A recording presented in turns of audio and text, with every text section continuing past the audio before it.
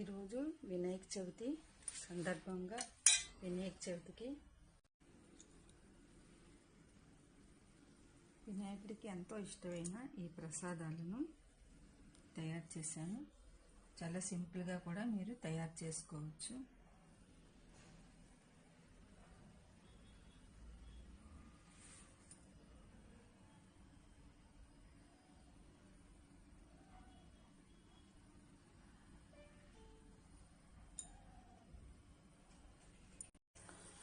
ఉండ్రాల పాయసంకి 6 గంటల సేపు ఒక కప్పు బియ్యం నానబెట్టుకున్నాను. మిక్సీ జార్లో వేసుకోవాలి.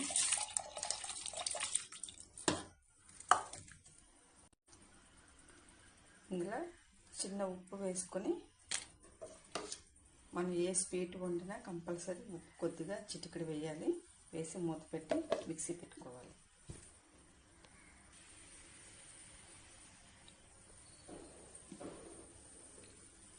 ఇలా మిక్సీ పెట్టుకున్నది ఉండ్రాలు తయారు చేయడానికి కొద్దిగా నెయ్యి వేసుకోవాలి. పంచదార కొద్దిగా వేసుకోవాలి.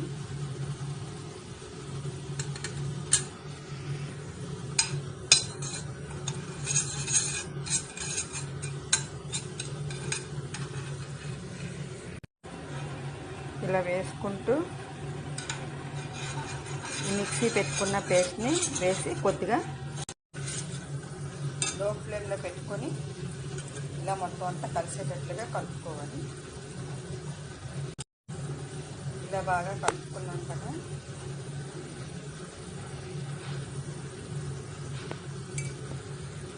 ఇప్పుడు స్టవ్ ఆఫ్ చేసుకోవాలి. చేతికి కొద్దిగా నెయ్యి రాసుకొని చిన్న ఉండలుగా చుట్టుకోవాలి.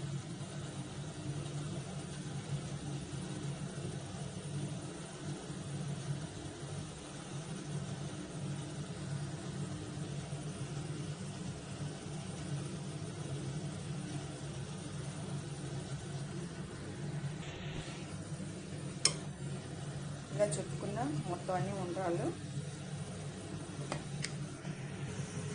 ఇలా మొత్తం చుట్టుకున్నాం. మనం పాలు మరగపెట్టేటప్పుడు కొద్దిగా వాటర్ వేసుకోవాలి. వేయడం వల్ల పాలు అంటుకున్నా ఉంటాయి.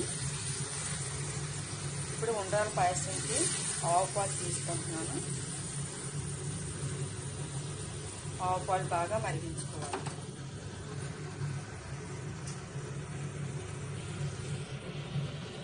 ఇంకా పాలు మరుగుతున్నాయి కదా, ఇప్పుడు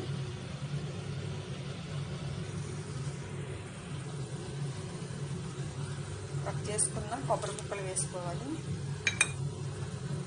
తయారు చేసుకున్న ఉండ్రాలు కూడా వేసుకోవాలి. ఈ పాలలో బాగా ఉడకాలి. యాలక పట్టు పౌడర్ వేసుకోవాలి. ఉడుకుతున్నాయి కదా, ఇప్పుడు మిక్సీ పెట్టుకున్న ఈ బియ్యం పేస్ట్ని వేసుకుంటూ కలుపుకోవాలి. మనకు పాలుకి ఎంత సరిపోతుందో అంత మాత్రమే వేసుకోవాలి, లేకపోతే చాలా ఎక్కువ అయిపోద్ది.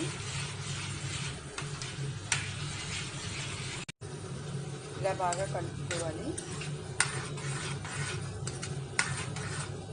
మనం పాలు పెట్టుకున్నాం కదా, పేస్ట్ అయితే కొంచెమే పడుతుంది. ఎందుకంటే మరీ టైట్ అయిపోయినా పంచదార వేసుకోవాలి. వేసి బాగా కలుపుకోవాలి.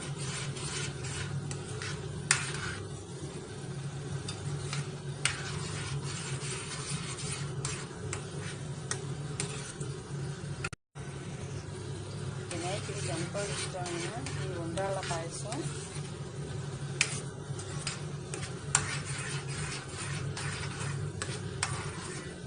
తయారు చేయడం చాలా సింపుల్గా తయారు చేసుకోవచ్చు. ఇలా మీరు కూడా ఒకసారి ట్రై చేయండి. ఇలా ఉండ్రాల పాయసం ఇలా కొంచెం పలుచగా ఉంది కదా, చల్లగైన తర్వాత కొంచెం టైట్గా అవుతుంది, చిక్కపడుతుంది. పెట్టుకొని స్టవ్ ఆఫ్ చేసుకోవాలి. వినాయకుడికి ఎంతో ఇష్టమైన కుడుములు. ఇందులో పంచదార వేసుకోవాలి.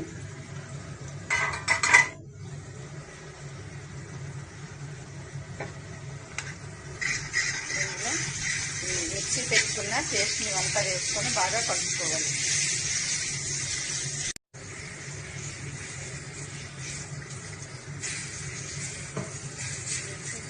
పెట్టుకున్న పేస్ట్ మొత్తం అంతా వేసుకున్నాం కదా, ఇదంతా ఇలా బాగా కలుపుకోవాలి. లో ఫ్లేమ్లో మాత్రమే కలపాలి.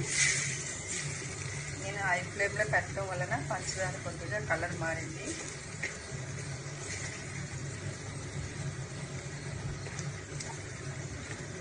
లేకపోతే వైట్గా ఉన్నాం. ఇప్పుడు ఇలా మొత్తం అంతా కలుపుకున్నాం కదా, లో ఫ్లేమ్లో మూత పెట్టి 1 నిమిషం పాటు ఉంచాలి. 1 నిమిషం అయింది, మూత తీసి చూద్దాం. బాగా కలుపుకొని స్టవ్ ఆఫ్ చేసుకోవాలి. ఇలా కుడుములు ఇలా చేతితో అనాలి. ఇలా గోరువెచ్చగా ఉండేటప్పుడే మనం చేసుకోవాలి.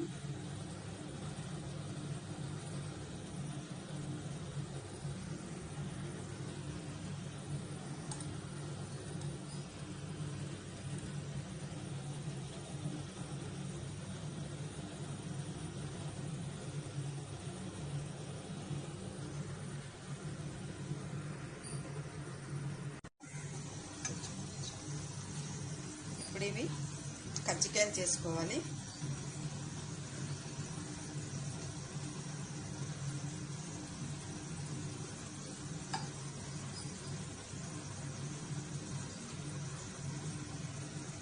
ముందుగా తయారు చేసుకున్న కొబ్బరి ముద్దని పెట్టుకొని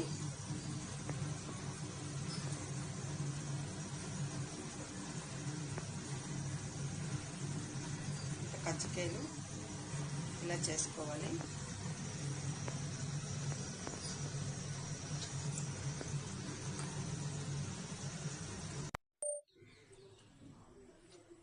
ఇలా కజ్జికాయలు కుడుములు ఇలా మొత్తం అన్ని చుట్టుకున్నాను కదా, ఇప్పుడు ఆవిరి పట్టించుకోవాలి.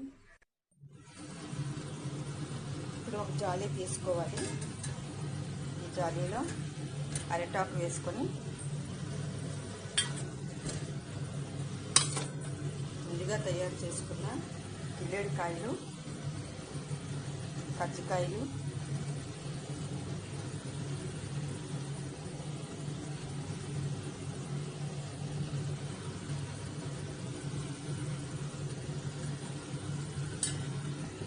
ఇలా వేసుకొని 10 నిమిషాల పాటు ఇలా ఉడికించుకోవాలి.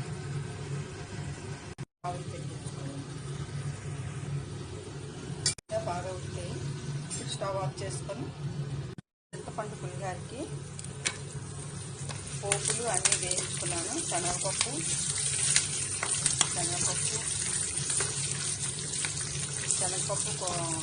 శనగ పలుకులు, ఎల్లిగడ్డలు అన్నీ కలిపి ఇలా వేయించుకోవాలి.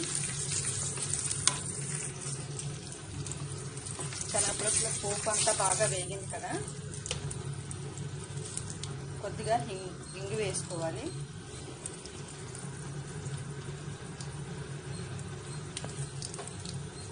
కొద్దిగా పసుపు వేసుకోవాలి. తగినంత ఉప్పు వేసుకోవాలి. చింతపండు రసం వేసుకోవాలి.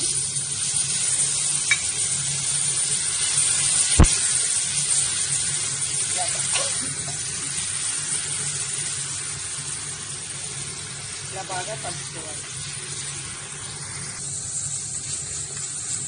పోపు అంతా బాగా వేగింది కదా, ఇప్పుడు స్టవ్ ఆఫ్ చేసుకొని ముందుగా ఉడికించుకున్న రైస్ని, బాస్మతి రైస్ని వేసుకొని కలుపుకోవాలి.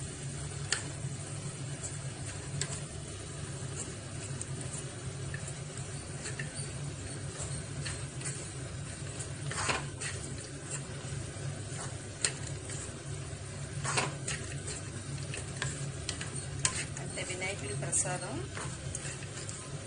రెడీ అండి.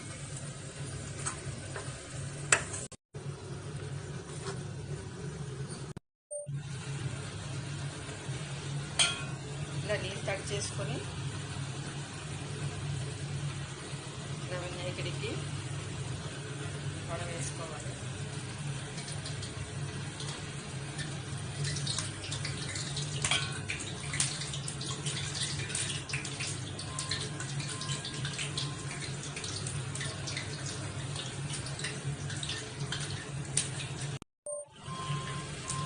ఒకవైపు వేగింది కదా, రెండో వైపు తిప్పుకోవాలి.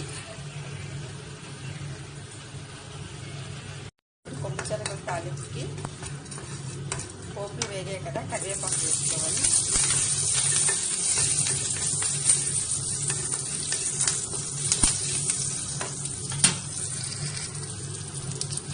ముందుగా ఉడికించుకున్న కొమ్ము శనగలు వేసుకొని